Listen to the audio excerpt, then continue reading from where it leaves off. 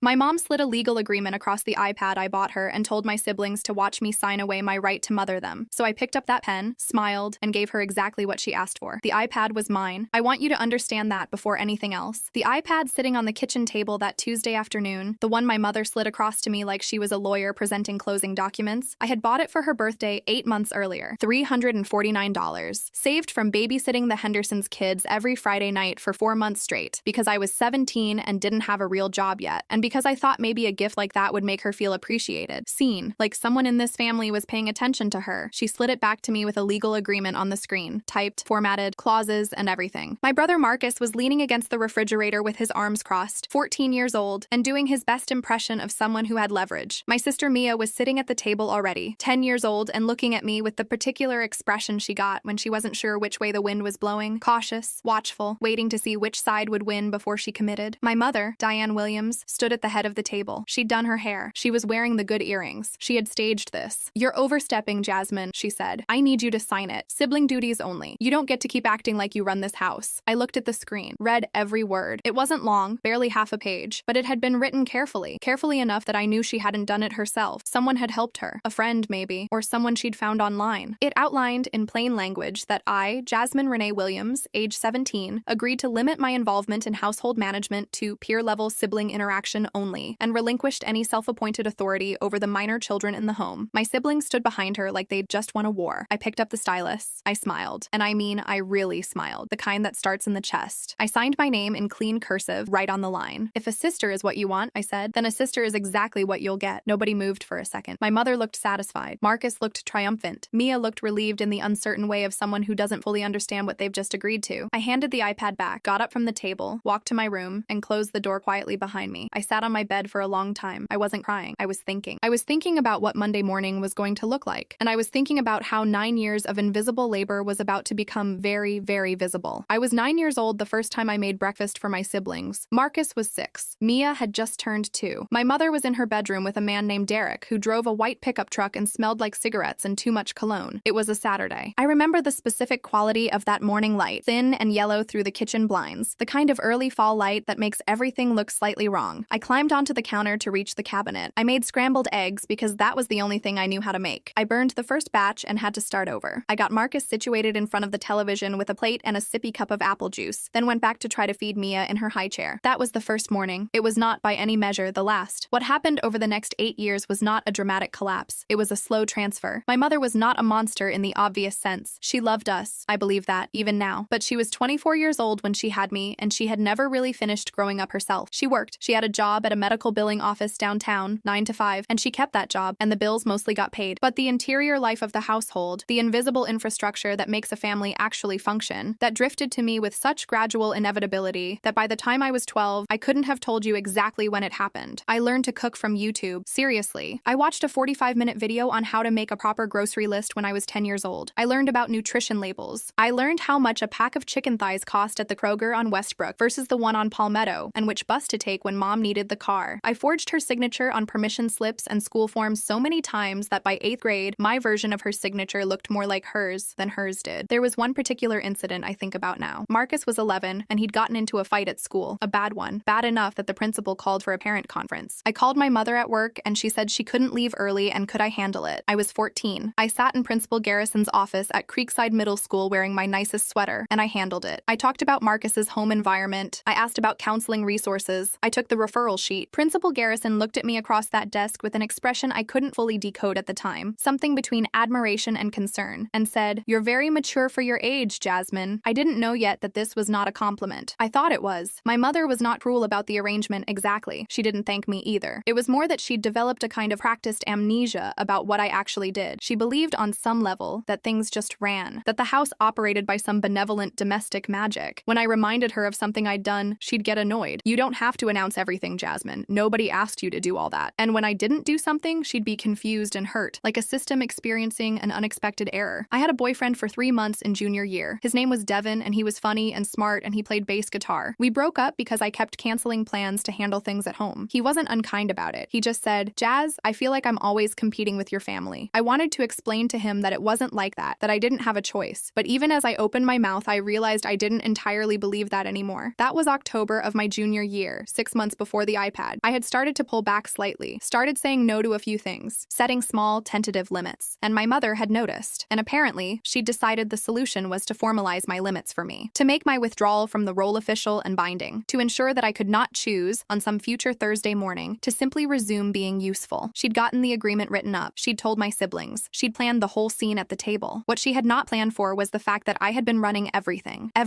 And now I was going to stop. Monday morning, I woke up at 6:15. Old habit. I lay there for exactly 1 minute listening to the sounds of the house, the particular morning silence that I used to fill with motion. Then I got up, took a shower, got dressed, and drove to the Starbucks on Henderson Avenue. I sat at a table by the window. I ordered a spinach and feta wrap and an iced caramel macchiato. I opened my laptop. I did some homework. I watched the morning happen around me at a pleasant distance. At 7:42, I received a text from Marcus. Hey, where's my clean gym shirt? I looked at it. I set my phone face down on the table. I finished my coffee. By the time I got to school at 8:15, Marcus had already missed first period. He'd overslept. Nobody had woken him up. He made it in for second period, but he didn't have his gym bag, and he didn't have his homework, and he was visibly frantic in the particular way of someone who has never had to manage their own schedule and is encountering its demands for the first time. I walked past him in the hallway. I said, "Good morning." He stared at me. By Tuesday, the pattern was becoming clear. My mother, who had never once set an alarm for any of us, was discovering that teenagers do not wake themselves up. She was leaving for work at 7:30, which meant she was gone before any reasonable school departure time. She had apparently assumed that without my involvement, things would continue as before, through some mechanism she hadn't specified. She'd left a note on the kitchen counter Monday morning. Marcus, make sure Mia eats breakfast, without providing any indication of what Mia should eat, where it was, or how it should be prepared. There was a bag of frozen waffles in the freezer with 2 waffles left in it. Mia had eaten one, raw, because she didn't know how long to put it in the toaster. Marcus had eaten the other one and left for school 40 minutes late. By Wednesday, my mother had been written up at work. She'd been 2 hours late. She'd gone back to get Marcus up a second time after he fell back asleep, and she'd missed a meeting. She was furious when she got home. She stood in the kitchen and talked about how nobody in this family respected her time. I was at the kitchen table studying. I looked up once, looked back down. "Jasmine, are you going to say anything? You're venting." I said, "I'm listening." "You could help." I signed an agreement. The silence that followed was dense and particular. She went to her room. Thursday, I was heading out the front door at 7:50 when Marcus caught me in the hallway. He was wearing the same gray t-shirt he'd been wearing since Monday. I could smell him from 3 feet away. "Hey, Jazz, quick favor. Can you grab me some deodorant? Mine ran out." I pulled the agreement up on my phone. I'd screenshotted it. I turned the screen toward him. "That sounds like mothering." His face went through several distinct phases. Disbelief, then irritation, then the particular expression of a 14-year-old boy who has just encountered the concept of consequences for the very first time. "You're being dramatic," he said. "Have a good day, Marcus." He muttered something at my back. The smell followed him for another week. Friday, the guidance counselor sent an automated attendance alert. Marcus had missed 7 class periods in 4 days. Mia had been flagged for arriving without lunch money 3 days running. The school cafeteria had a policy about that. They'd been giving her a peanut butter sandwich from the emergency tray, which she ate alone because she was embarrassed. She hadn't told anyone because she didn't want to get in trouble. I knew this because Mia texted me about it Friday night at 11:30, long after she should have been asleep. She wrote, "Jazz, I'm really hungry. Can you make something?" I texted back. "There's frozen pasta in the bottom drawer of the freezer. The microwave instructions are on the bag." She texted, "I don't know how to use the microwave for that." I sent her a voice message walking her through it step by step because she was 10 years old and hungry, and I was not able to let a 10-year-old go to sleep hungry. But I said nothing to my mother. I did nothing to fix the larger situation because the larger situation had been formally and legally established by a signed agreement, and I had signed it with a smile, and I meant every word. Saturday was Mia's orchestra recital at Hartfield Community Center. I arrived on my own 15 minutes early and found a seat near the back. I had not reminded my mother about the recital. I had not laid out Mia's dress, which I had picked up from the dry cleaner 4 months earlier and hung carefully in her closet in its plastic sleeve. I had not checked that she had her music folder or her rosin or clean hair. Mia walked onto the stage in her good dress, wrinkled, badly wrinkled, like it had been balled up in a drawer. There was a stain on the left side, something orange, maybe juice or sauce, that had clearly been there for some time and not treated. Her hair was in a rushed ponytail with several chunks escaping at the sides. She looked out into the audience with the particular expression of a child who already knows something is wrong, but hasn't been told what yet. The parents around me went quiet in that uncomfortable way. A few murmured. A woman next to me leaned toward her husband and said something I didn't catch. 2 kids in the orchestra pit pointed and whispered to each other. Mia played well. She really did. She was genuinely talented. But the performance barely registered because the whole room was looking at the dress. After the recital, in the hallway, her teacher, Ms. Okafor, a kind woman in her 50s who genuinely cared about her students, pulled my mother aside near the water fountain. I moved to where I could be heard. I stepped right in. "I can actually speak to that," I said, loudly enough that every parent in that hallway could hear me clearly. "We had a family restructuring recently. I was overstepping my sibling boundaries. My mother made that official with a written agreement, so she's fully in charge now, for really the first time. Isn't that right, Mom? My mother's face went the color of chalk. I held up my phone and showed Ms. Okafor the screenshot. She read it. Her expression shifted from concern to something slower and more complicated. No more Jasmine dictatorship, I said. The words came out steady. They tasted like 8 years of accumulated weight finally being set down. Mia had been standing 6 feet away. She bolted for the bathroom. I could hear her crying from the hallway. My mother stood frozen while parents gathered, while Ms. Okafor held the phone with both hands and kept reading, while the entire comfortable social machinery of a suburban community center recital stopped making its usual noise and directed itself at Diane Williams. I walked to my car. I drove home. I made dinner for one. Monday morning, my phone rang at 7:58. Unfamiliar number, local area code. Is this Jasmine Williams? Yes. This is Renata Solis from the guidance office at Hartfield Middle and Elementary. We've received multiple reports over the past week regarding the welfare of Marcus and Mia Williams. Are you available to speak? I have class in 20 minutes, I said, but I can talk now. Can you describe your role in your siblings' daily care? I don't have one anymore, I said. I had authority over their care for a long time, but the family determined I was overstepping. There's a formal agreement. I'd be happy to send you a copy. A long pause. How long did you have that role? Since I was 9, for about 8 years. Another pause. Longer. Thank you, Jasmine. We may need to follow up. I understand, I said. I'm available anytime. I went to class. That afternoon, the school made a report to Child Protective Services. I didn't find out until that evening, when my mother came into my room at 8:17, still in her work clothes, makeup halfway off, looking like someone who had been hit by something she hadn't seen coming. CPS is coming, she said. They're doing a home visit. I looked at her. If they see the house like this, like what? I said. She stopped. She looked at the kitchen through the doorway. I could see it from where I sat. Dishes in the sink with mold furring the edges of the plates. 3 full trash bags piled near the back door because nobody had taken them out. The refrigerator, which I had stopped restocking 10 days ago, holding 1 container of leftover rice that had probably turned 2 days ago, and a half-empty bottle of ketchup. The laundry situation, which I did not need to see to know the condition of. She knew. Jasmine, you made me sign an agreement, I said. The doorbell rang at 9:04. We both rose. The social worker's name was Patricia Ellerby. She was in her mid-40s, natural hair, reading glasses on a lanyard around her neck, a tablet in one hand, and a calm that I recognized immediately as professional. The particular calm of someone who has walked into rooms like this before and knows what comes next. She stepped through the door and her whole face changed. The smell hit her first. Rotting food, old garbage, stale laundry. Then her eyes moved. They moved the way a trained person's eyes move, systematically, documenting, cataloging, the kitchen, the trash, the sink, the floor. She pulled out her tablet and started photographing. My mother stood frozen in the entryway while the camera clicked. Click, click, click. The refrigerator, open. The sink, close up. The bags by the door. The counter where dirty dishes had been stacked so long they'd become a fixture. Ms. Ellerby turned to me. Can you tell me what your role in this household was before the agreement? I took a breath. I was calm. I had been calm since Tuesday. Maybe I had been building toward calm my whole life, and this was just the first time I'd had room to feel it. Everything, I said. Can you be specific? Wake-ups at 6:30, breakfast and packed lunches, laying out clean clothes, homework supervision, dinner, dishes, laundry. I ran the laundry twice a week, sorted by person. Doctor appointments, dentist appointments. I had taken Marcus to his pediatric asthma checkup in February and tracked his inhaler prescriptions. I had taught Mia about her body, about hygiene, about what to do when she eventually got her period because our mother had never had that conversation with either of us. I had forged signatures. I had attended conferences. I had learned to cook from the internet because my mother's culinary range, as far as I could tell, extended to cereal and occasionally toast. How long? Ms. Ellerby asked. Since I was 9 years old. She stopped typing. Marcus came in from upstairs then, drawn by the voices. He walked in looking annoyed, the specific annoyance of someone who'd been inconvenienced. He was wearing the same gray shirt. He'd stopped noticing the smell or had decided to stop noticing it. Is this about school? Because I've been meaning to catch up. Can you tell me about your current living situation? Ms. Ellerby asked him. He looked at the kitchen. He looked at the trash. Something shifted in his face. I mean, it's been kind of rough lately. Have you had regular meals this week? A pause. Not really. There's not much food. Mia came in behind him. She saw Ms. Ellerby and immediately started crying. Not dramatically, not for effect, but the way a 10-year-old cries when they've been holding something in for too long and the first available adult authority figure makes it suddenly possible to let go. I'm so hungry all the time, she said. I don't know how to use the washing machine. Jasmine always did everything. She did everything, and we told her to stop. She looked at me when she said the last part. It wasn't accusatory. It was just true. She was reporting the facts of her situation the way a child does when they don't yet know how to arrange facts into a narrative. Marcus, to his credit, didn't contradict her. Yeah, he said, quietly. I've been in this shirt for a while. Nobody ever taught me how to do laundry.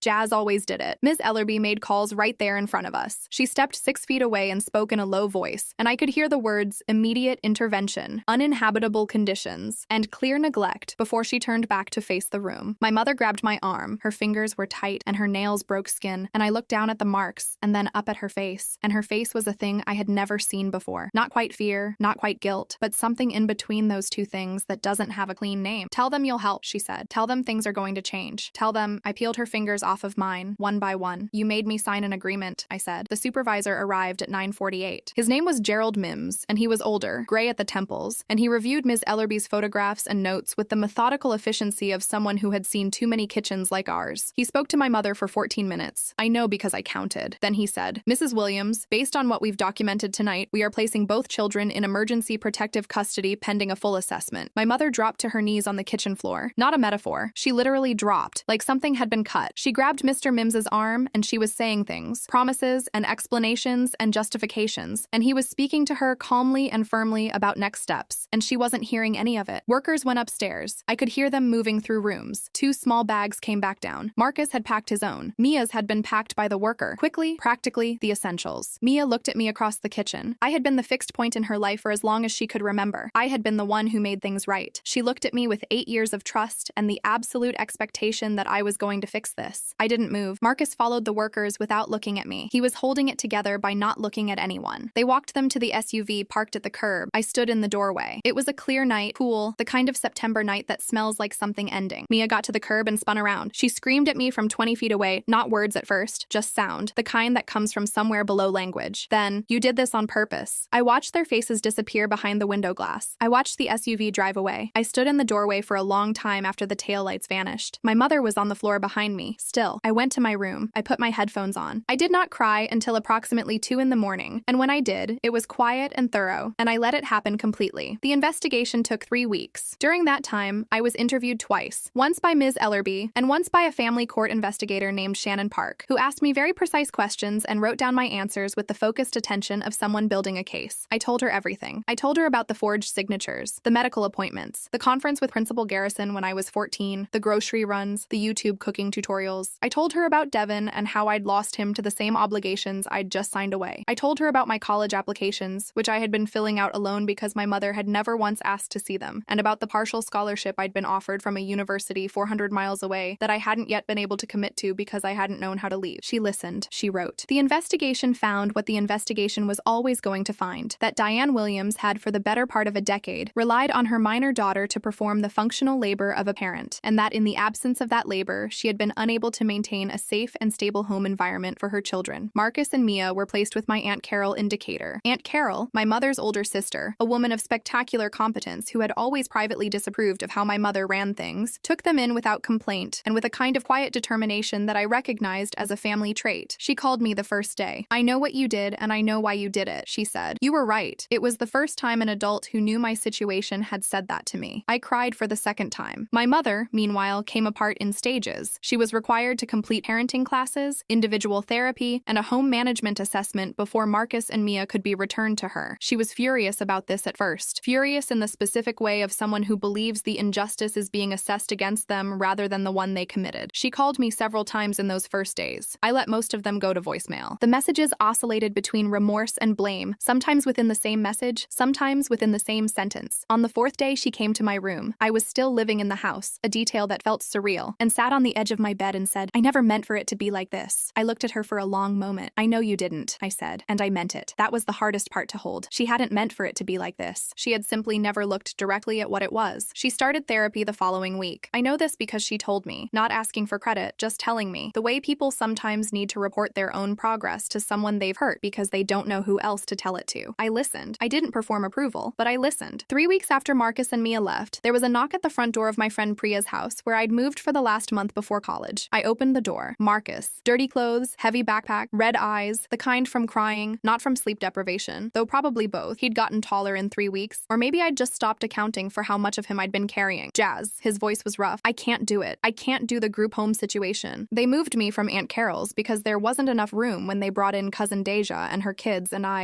it's too much. Can I stay here? Just a few nights. I'll sleep on the floor. Please. His face was doing the thing it did when he was little and had woken up from a nightmare and come to find me. Open in a way I hadn't seen since he'd grown too old to let himself be open. My hands were shaking when I reached for my phone. He saw the motion. He knew what I was doing. His face went from hopeful to shocked to furious in about 4 seconds. The whole arc of it right there at the front door. Are you kidding me? He said. You're pulling up that agreement right now? After everything? Marcus, I'm your brother. I'm standing at the door. You're going to show me a screenshot? Marcus, stop. I held up one hand. I'm not pulling pulling up the agreement. He stopped. I turned the phone toward him. I'd opened my calendar. A date, circled in red. I leave for school in 19 days, I said. I've been accepted to Callaway. Full scholarship, room and board. I'm going. He stared at the screen. Priya's mom said you can sleep in the guest room for the time I'm still here. I already asked, but Marcus, in 19 days, I'm leaving. And this, I gestured, vaguely, at all of it, at the entirety of the situation. This is not going to follow me there. You understand? He stood in the doorway for a long time. Yeah, he said finally. His voice was very small. Okay. He came inside. I am writing this from a city 400 miles from the house I grew up in. My dorm room is small and impractical and mine. I decorated it with plants I actually chose and a desk lamp I bought with my own work-study money and a print of a painting I've loved since I was 14, but never had a wall to put it on. I wake up in the mornings to my own alarm, eat breakfast according to my own appetite, and spend my time on things that belong to me. My mother calls on Sundays. We've settled into something cautious and honest, the kind of relationship that has to be rebuilt from the foundation, because the original structure was never sound. She completed her parenting classes. Marcus and Mia are back with her now, with home visits, with a family support worker, with structures in place that should have existed years ago. She is learning, at 41, how to run a household. It is slow. It is real. Mia texted me last month a photo of a meal she'd cooked herself. Pasta, garlic bread, a salad. She'd followed a recipe online. She captioned it. I used YouTube like you used to. I stared at that text for a long time before I responded. Marcus called me 3 weeks into his semester to ask me how to do laundry. Not to ask me to do it, to ask me how. There's a difference. I talked him through it. He said thank you. He meant it. I think about that Tuesday often. The kitchen table, the iPad I'd bought, my name in cursive on a line that was supposed to diminish me. What my mother didn't understand, what none of them understood when she staged that scene and set those terms, was that the agreement wasn't a limitation. It was a door. She handed me the key and called it a punishment. I've spent a lot of time trying to locate the right feeling about all of it. Not anger, that burned itself out in stages. Not grief exactly, though something adjacent to it. What I keep circling back to is this. I was 9 years old, and I made scrambled eggs on a Saturday morning, and that was the first brick in a wall I spent 8 years building around my family to keep them safe. The wall was real. The labor was real. The love inside it was real, even when it wasn't recognized, even when it was mistaken for overreach. I can't get those years back. I'm not supposed to be the one who had to spend them that way, but I did. And I'm still here. And I signed that agreement with a smile because somewhere in the part of me that had kept the lights on since the 4th grade, I already knew. I wasn't signing something away. I was signing something open.